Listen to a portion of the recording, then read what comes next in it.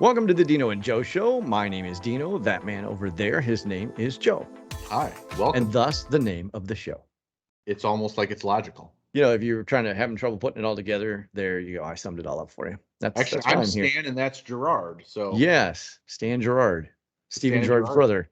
Oh, there you go. His long lost brother who didn't play soccer. He played darts. I don't know. Darts. I love darts. By the way, what about I will tell you right now, I don't know that I can really sit through snooker, but I will every time when every sports broadcast shows darts, I'm locked in. I think I've talked about this before.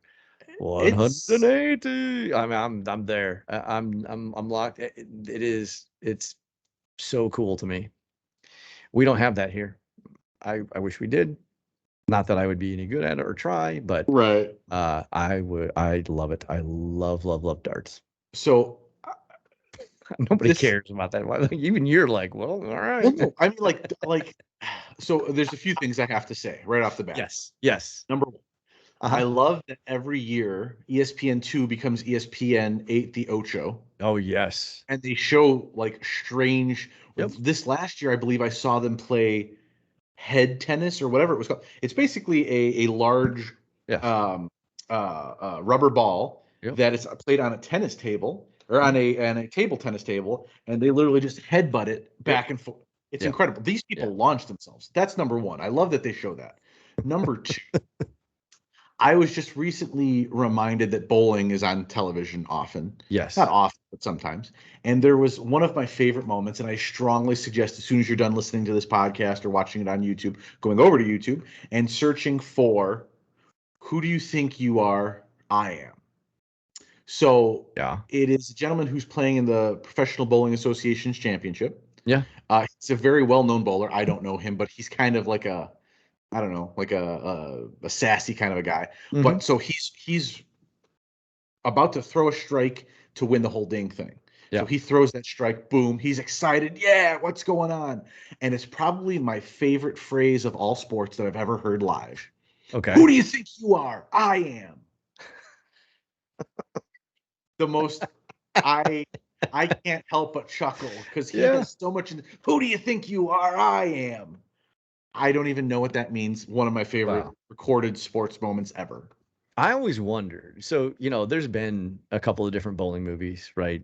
Yeah. The Big Lebowski, Kingpin, people are really into, right? Absolutely. Getting back to darts for a second. I've always wondered why somebody like Will Ferrell hasn't done a darts movie. That's a very good question. It lends itself to that, doesn't it? Like when you think about it, like you're like, you know what? Yeah. If you've ever seen darts done where there's these crowded picnic tables, they look like, and they all have signs and they're all drinking and watching two guys at a dartboard. I'm telling you, that is to me, that lends itself to something like a Will Ferrell type movie, right? I agree. I don't know what it would be. Maybe it's $1 million idea I just gave to somebody else, but who knows? Is what it is. So now I will then, I guess, ask you the question because it does beg, right? I always hesitate to go down the route of sports because I think guys tend to go with sports, right? And that may not be the most exciting, thing to talk about for everybody in our audience of 31. However, for me, like I do think sports movies translate between genders, between races, right? 100%. So I would be interested to ask the question of, do you have a list in your head, or can you think of like, what are your favorite movies about sports? Because we aren't going to get a dart movie anytime soon until somebody takes this podcast and listens and then says, maybe that's a really good idea. Oh, maybe Mr. Helms or maybe Mr. Jason Sudeikis, who I sent a copy of our podcast to and have heard absolutely nothing from. So, I mean, he's off the Emmy win. Like, good for him for Ted Lasso. And by the way, I tried to help him with that. I tried to get him on here to, help boost some of that cred, but he's probably busy filming season 3 or something. It's fine. So there's one movie. So it's a movie that I think people forget, overlook, don't think of often. Okay. Because it was from, this happened during the 40s, but the movie's from the 90s. Yep. A League of Their Own. About the All-American Girls Professional Baseball.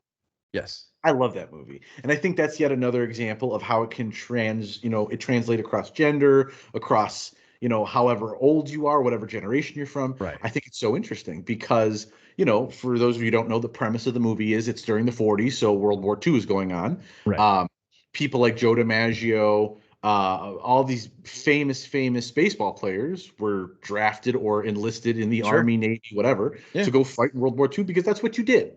There's bad Sure. things going on, so that's what they did. So obviously, the women were left behind, and they wanted something to do, and they were like, "Let's do an all-American girls professional baseball league," Right. and it was kind of a big hit. Like people laughed at it at first, Sure. but it became a big thing, and it lasted for a couple of years. Even I think after the war had ended and all Yeah. the men came home, they still played it, Yeah. and I think I it think shows it's such early on that there's an appetite in this country for women's sports, right? And I absolutely think we're only starting to see where that's really going, but we've been down that road for a long time, right? And it's really about legitimacy, it's really about support, it's really about changing mindsets, right? That have been stereotypes that are old and locked in. But I would tell you that that's probably one of the better movies representing what women went through to be able to play a sport they wanted to yeah, play and what really they could do in playing the sport. right. And the thing that I like is they show in the very beginning, right? They go to charm school. Are you Yeah. sitting up straight? Yeah. Is your hair right? Are you Right. beautiful? Like, do you need to have something done? But at the end of the day, they were damn good baseball Yeah. players. Like Absolutely. that was the long and short of it. Like they Yep. could play baseball. It didn't matter if they were, what they looked like. It mattered could they play the game, and they did, and it was big. It's interesting to me too, because I look at a list, like I wrote out just a list of movies, right? Baseball lends itself to movies Mm-hmm. really well for whatever reason. It does. When you think of sports movies, to me, baseball movies seem to jump off the page. There's not a lot of really good movies about other sports. There are some, but nowhere near, I think, is what baseball tries when it comes to movies. And I don't know if it's because baseball lends itself to a sense of drama a little more than other sports do. It's been around and so popular for so long, obviously being, America's game or, Right. our national pastime, and it's so tied into American culture. But there's a lot of, I'm even looking at this, I'm like, wow, I got a lot of baseball movies on here. Right. Not even my favorite sport, but yet when it comes to like a sports movie, that's the one I Right. go, oh yeah, it's a baseball movie. Well, I think for me, The Sandlot is another one, right? Like Yeah. Oh, absolutely. anybody from my generation, you watched Yep. and it was a great movie. It Yep. doesn't I still to this day could not I understand the premise of baseball, Right. but I don't get a lot of it. Like I understand you hit the ball, you run to a base. Somebody else hits the ball, you run to the like I get that, but I don't know the ins and outs of baseball. And I wouldn't even Right. say I'm a big baseball fan. Love that movie.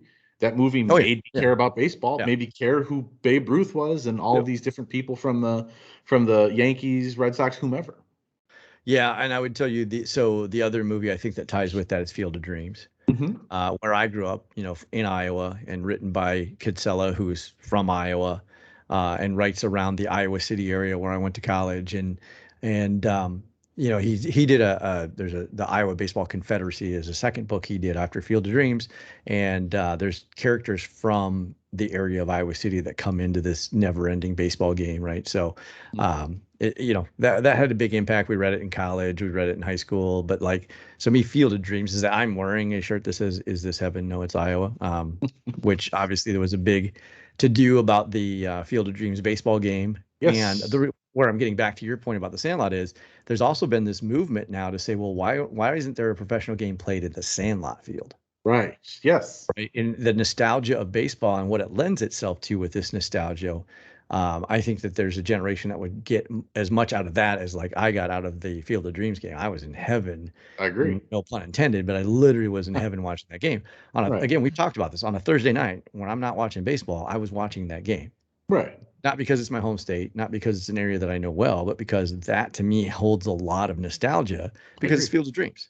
And that movie, that book, there's a lot there. But yeah, I could tell you that I think a Sandlot game would be pretty cool too. That would be something I would really love to see. I would agree. You got to have the dog though Oh, of course. I mean, that has to happen. Yes. Like that Yes. somehow, some way, there has to be the dog, that big old dog in the yard, just past the fence. It has to happen. The other two that were from when I was in the 90s was um, Rookie of the Year Oh yeah, I remember that and one. Little Big League, right? So Little Yeah. Big League, I think the kid inherited the Minnesota Twins from his grandfather, Yep. and he was basically the owner of it, right? And then Rookie of the Year was when kid broke his arm, it set weird, and he could throw Oh yeah. wicket. But that one was, of course, my favorite because he played for the Chicago Cubs. Cubs. Yeah, exactly. So I loved that movie. But again, Yeah. I didn't like baseball, and those were great movies to me. It made me enjoy them more. And I'll knock off some of the other ones I have from baseball, right? And then we can talk about a couple others. I wrote down Bull Durham, Yes. huge baseball movie that I think Yet does a another. really great job at like talking about what the minor league experience really is like. And I'll never forget the meeting on the mound about the chicken, the cursed glove, and they got Kentucky Fried Chicken to take the curse off. Hysterical to me. But can I just say that's two movies with Kevin Costner in baseball?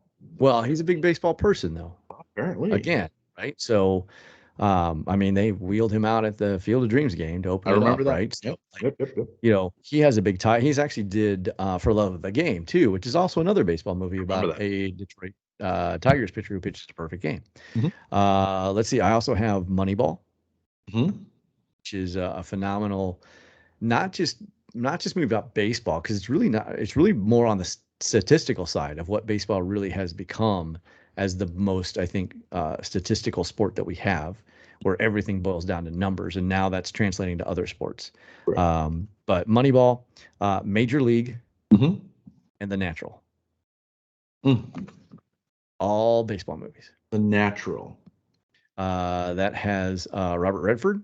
No, yeah, Robert Redford. He's Hmm.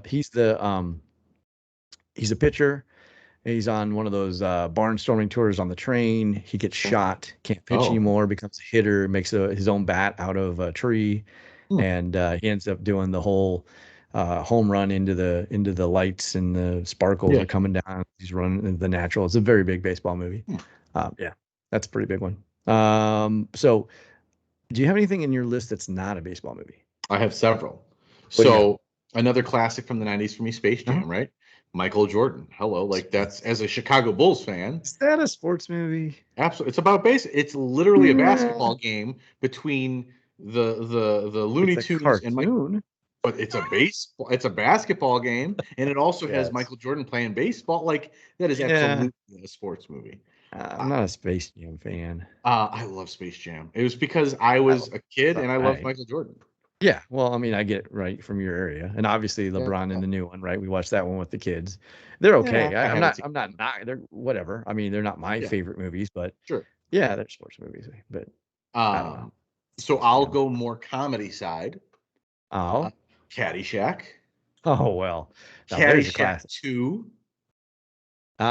Nah, I don't. You know what? Caddyshack, yes. Caddyshack 2. It's a terrible That's my movie, answer to but everything, by the way. I don't it's like. it's enjoyable. Caddyshack 2, Electric Boogaloo.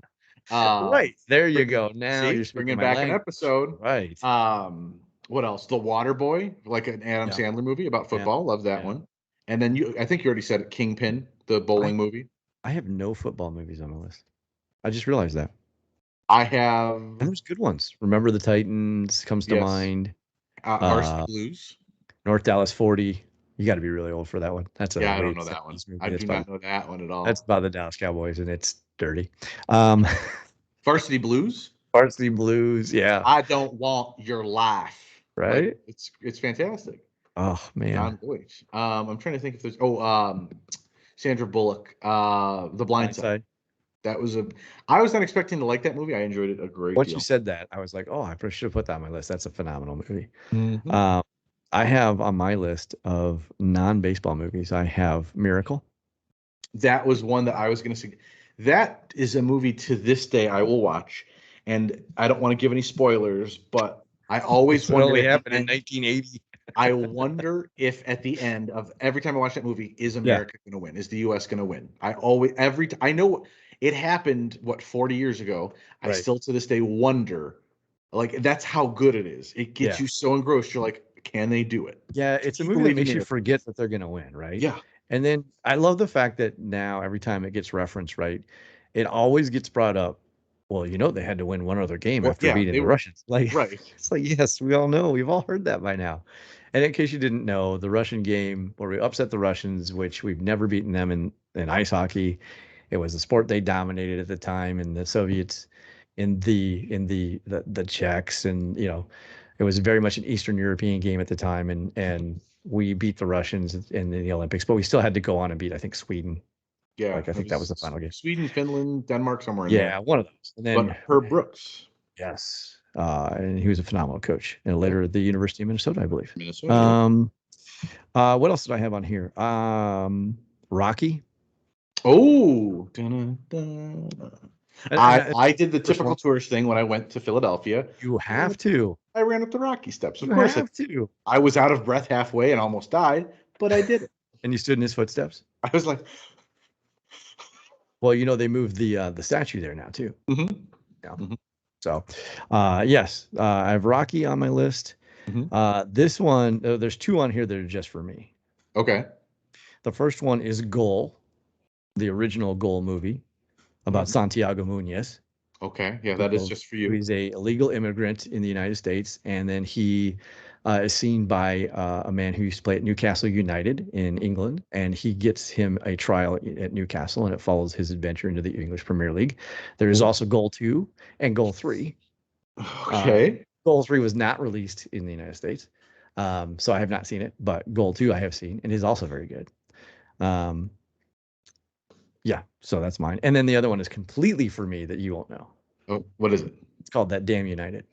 Yeah, you're right. I don't know. The Damn United, and people think it's about Manchester United because that's the United that most people know today.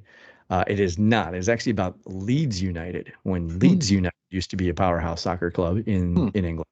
And Brian Clough, or Clough, Clough, Brian Clough, he was a manager who played against them, and felt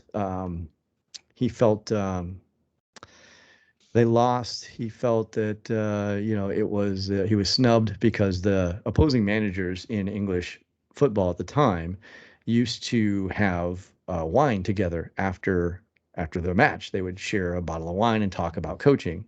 And the manager for Leeds did not do that, and so he felt snubbed, and so he made it his mission to go out and beat them.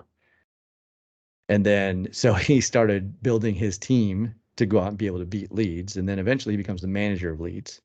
And so it follows that story. It's a very good story. Brian is considered the most successful manager to never coach the English national team. Really? So it's a very good movie. And it's Michael Sheen, not the American actor, but the British actor. Yes. Who plays the main character in the movie. It's very, very interesting. What year was this? It's actually not that old. It actually came out, I would say, within the last 10 years. Cool. But yeah, it's a very good movie. So the last movie that I can think of is Slapshot. Oh, I had that on my list as well. A Paul Newman classic. Yes. My dad showed that to me for the first time, and it was it's a raucous comedy. I like the it a lot. Slapshot is phenomenal because it follows a lot of the same premises, right? Where he starts building this team that the owner doesn't really know about, and he just gets this team to be very good, and then he brings in the Enforcer brothers. I can't remember the Hansons brothers. Hansons, yep, I believe it was Hansons. Yeah, because I will never forget the scene where they're playing with the cars inside the hotel room. He's like, "They brought their damn toys." I lose it every time. I lose it literally every time that he says that. Oh, I love that movie. Oh yeah, Steve and Jeff Hansen. Yeah, the Hansen brothers. Yeah, they were a real deal. Yeah, but I think that's all I can think of from a sports movie perspective. We're going to sit down and write a movie. It's going to be called 180, and it's going to be about professional darts. I think that's what we're doing. I think we should reach out to Will Ferrell directly. See if he'll come on the podcast. We're doing very good with people just answering whatever we send out. So why not? I think it is a mass communication strategy. We just throw to kind of use a dart reference. We just throw as many at the board as we can, and we see what sticks. One of them will have to stick. Maybe it'll be like the third extra from a movie Will Ferrell was in. Maybe he knows how to get in contact with Will. There you go. Maybe Netflix will pick it up. You never know. 180 coming to theaters near you, or Netflix, or some other streaming service, or Hulu, or Amazon. It's the Dino and Joe Show. We'll be back.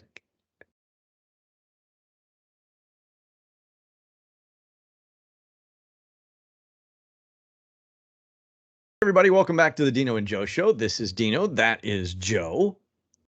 I have questions. I have maybe answers. I don't know. So I was going through. So we had this team building thing at work, and one of the things we had to bring was something personal to us. Yeah. Right. And then we had to talk about it. Right. And so it's all so people can learn about you and learn about your life and what's important to you, and which was really cool. But it made me go through like a bunch of stuff back from the days of radio, and I realized how many like autographs I still have. Sure. From my days in radio, like just different events I went to. And then I started thinking about all the autographs that my boys have gotten from going to sporting events. And right. So my question to you is, were you ever a big autograph hunter, seeker outer of people that you've met or celebrities? The likes. So here's the way I look at it, right? Like there are certain people that I've asked for an autograph, of course, and I've gotten them. I think it was because I was younger. Who? Yes. So we have. Share. This is about getting to know you, Joe. Mr. Ben Stein. Oh, I think I've told this story before. We know about Ben Stein, yeah. Where his autograph. Right. So I did get a scribble. He'll say it's his autograph, but not really. Yes. We were in O'Hare Airport. I saw him. I threw my bags at my girlfriend. I ran him down, took a blurry picture, and got him to like scribble on something. Somebody, Ed Helms, we were just talking about, I believe, earlier. You have his autograph? I do. So I was fortunate enough to find out that his band, the Lonesome Trio, was playing at a place called Space in Evanston, Illinois. Yep. And it's a very small hall for a man of his caliber. But again, he's going there to play music, not talk about stuff. And, my friend and I were one of the few people to just talk to him about the music, and he talked with us for a while, gave us autographs, pictures, the whole thing. So that was very nice. A jazz guitarist that I'm a huge fan of, John Pizzarelli. I've seen him once every at least 2 years, and I feel like he remembers me by sight now. Right. Because I've seen his work, but I've gotten several autographs from him. I can't think of any other autographs though, but I've never sought them. Well, really? I did not get the autograph. Really? I did not get the autograph. Okay. You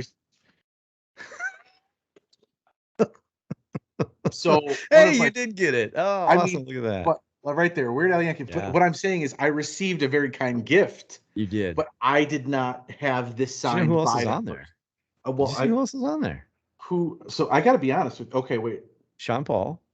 Where is that one? That's not a hard one to figure out, dude.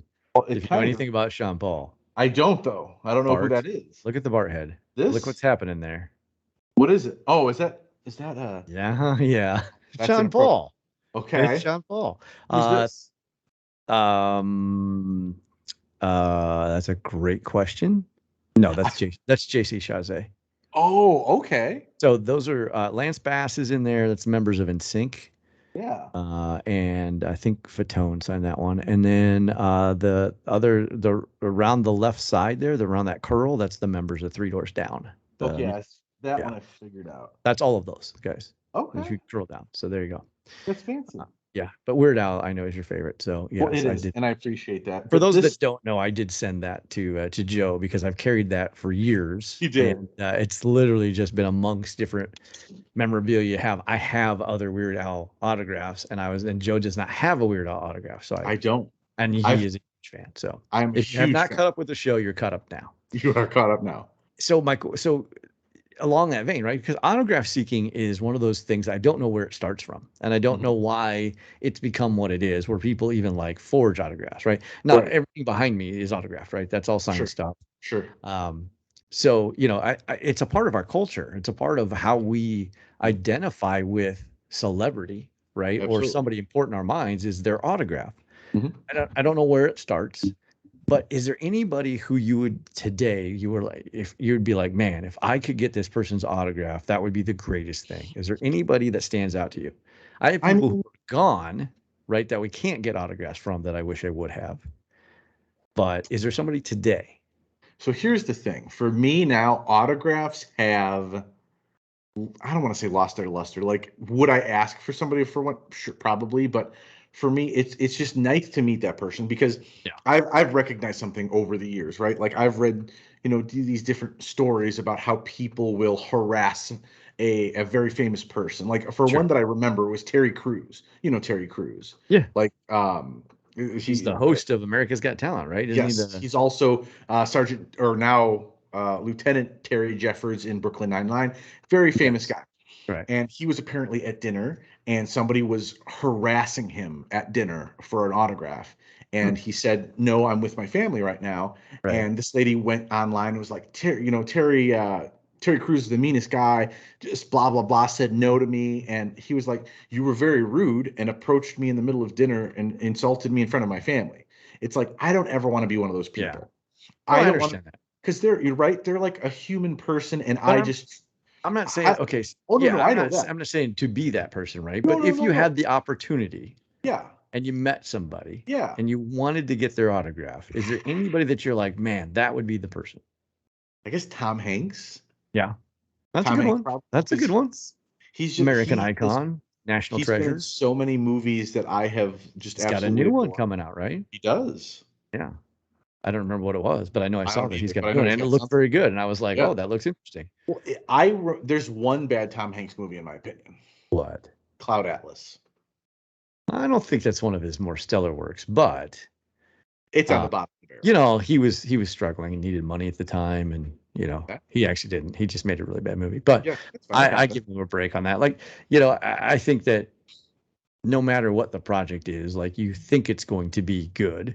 Right. And sometimes, I think that when you're early out, they're not going to be good, but they are gigs, right? And you need to Right. get gigs under your belt. But I think at his level, like you think it's going to be good, the story sounds good, and sometimes the vision of the director or the way it's edited or whatever it might be just doesn't come out. And not every character is the right character for you. But yeah, I would say that's probably not one of his better works, but eh, I'd have to go back and watch it again to say that's a good movie, bad movie. It's just it is what it is. You're there, really? Like here's the thing. I Yeah, have seen most of his movies from the early 80s to present. yeah, I have, at a minimum, enjoyed them. At yeah, maximum, absolutely love them and will yeah. watch them till the end of my days. Yes, So, that's not me one. saying that movie is bad, I would choose to never watch the movie again.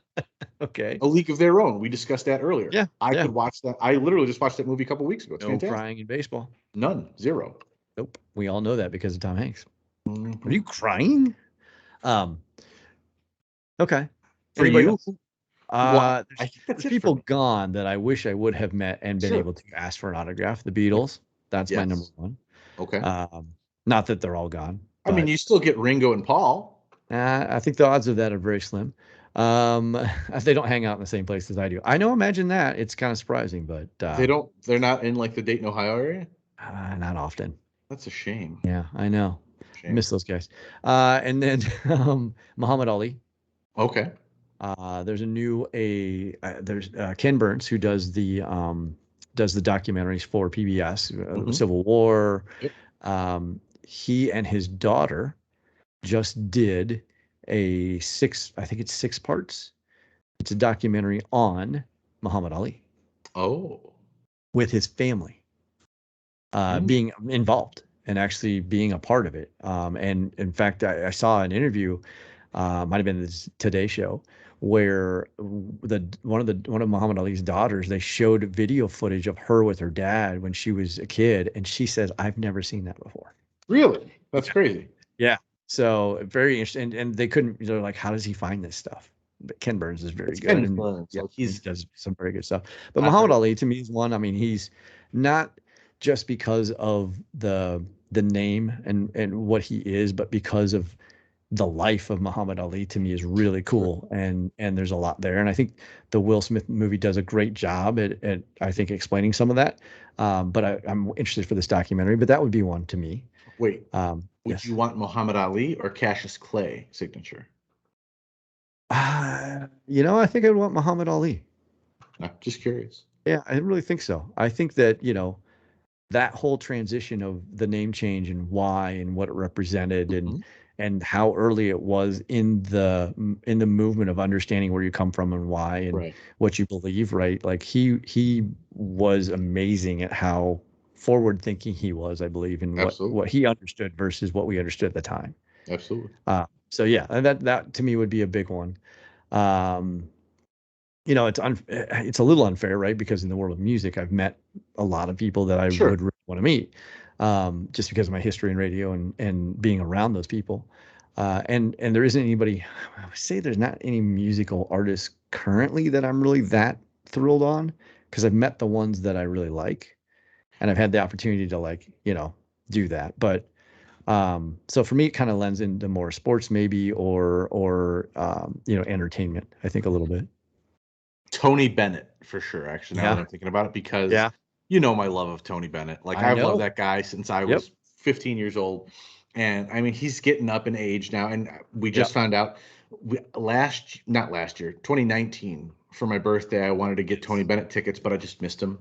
And it turns out that because of COVID and his advanced age, he will not be touring anymore. Right. Which is very unfortunate. But understand, the man's 91. I guess he's got to take a break sometime. I mean, I guess, like, I don't know what you But expect. Like, but here's the thing: even when he was 90, he was out there performing, 2 shows a night, right. like just rocking it out. Like, I'm tired thinking about it. How about Tom Jones? It's not unusual. Okay. It's not unusual. Or what's new, Pussycat? Have you heard the John Mulaney bit about hilarious? It's in Chicago in the Salt and Pepper Diner. Is that I went to ask you, is that a real place? Like, is that someplace that's okay? It's not there. I don't believe it is. Hold on. Okay. But you know of the Salt and Pepper Diner? Yes. Okay, so for people that don't know, and this is literally a reference to Tom Jones, is he talks about what is the greatest lunch he's ever had in his life, and he talks about he and a friend going into this diner, and you have to go find this on the interweb somewhere and go listen to it. But John Mulaney talks about how they would play endlessly "What's New, Pussycat," and then talks about the people in the diner reacting to it like the 7th or 8th or 9th or 10th time it plays, and then talks about how it's not unusual, comes into that. I'm not pointing with a pen for no reason. Ha. I am now. So yeah, it's a very, very funny bit. I just thought of that. Wow. I don't know. Tom Jones came to me because I don't know why, but every time I think of, like, those types of Tony Bennett singers, I think Tony Bennett and Tom Jones, for some reason, they go hand in hand in my head, and I don't know why. But yeah. I have just found out the Salt and Pepper Diner is permanently closed. It was at 2575 North Lincoln Avenue in Chicago. But the other thing I do, you just brought this up, Tony Bennett and Tom Jones. But when when Alec Baldwin would be Tony Bennett, and he would have Tony, my God, I'm Tony Bennett. You guys are wonderful. It's fantastic. Like, it's just so great. Sinatra was that for me too. Okay, like, Frank. I would wish I could have met, or had the opportunity to ask Frank Sinatra for an autograph to me. In Patsy's Diner in New York City, that's where he used to hang out and he used to eat at. And when they would get busy, and they would be really busy, he would literally answer their phone. And so there are people that have been had their reservations taken by Frank Sinatra that have no idea they talked to Frank Sinatra on the phone. That's crazy. Yeah, it's a cool story that he tells, and he talks about that. Who was I just thinking of? I just had somebody in mind, and it went away. It wasn't in my mind, so I don't know. It wasn't. Dean Martin was one that I was definitely thinking of. Yeah. But I think the whole Rat Pack generation, right? Like, Sammy Davis, 100%. Sammy, yeah. You know who I would want that I don't think anybody else knows or cares? Joey Bishop, the fourth and forgotten member of the Rat Pack. You know what? That is true. That would be you. I can see that. So there's the four. You got Sammy Davis Jr., you got Frank Sinatra, Dean Martin, and Joey Bishop over in the corner. Everybody's hounding those three. I'm going to go over and talk to Joey Bishop. Well, nobody was talking to him. That was convenience, right? Real nice to meet you. Yeah. What's going on? You gotta give me a little John Hancock. You'd be like, yeah, I don't know how he talked. Yeah, man, no problem. Here you go. You enjoy the stuff tonight? I thought it was fantastic. Like, I don't know, but that's probably how he sounds. Dean Martin never drank, right? Yeah, it was apple juice. It was apple juice. Yeah, I think that's hysterical too. Like, he had to go home to his wife, and he was not going home drunk. So that's a talk about shattering that wall of that belief of what they were like, right? But yeah, I think the Rat Pack, like, all of that would have been really cool. Billy Joel. Yeah? Sorry. Billy Joel. Yeah. Big Billy Joel fan. Yeah, Billy Joel. I met his one of his wives. Oh. Before she was his wife. Christy Brinkley. No. No, later than that. I'm trying to. Oh God, I can't remember everybody. Kate. Remember Kate? Katie? No. Your last name was. She hosted like a show on Food Network for a brief moment. Dark hair. Her name was Kate. She's from Ohio, working in radio. She and a friend. Katie. Okay. Yeah, Katie Lee. So she and a friend were at the Enrique Iglesias concert that I was at with, and I got them backstage to meet Enrique Iglesias, and then that was, I don't remember how even long ago it was after that. I ran into the friend, asked how Kate was doing, and she said, "Oh, she's doing great. She's dating Billy Joel."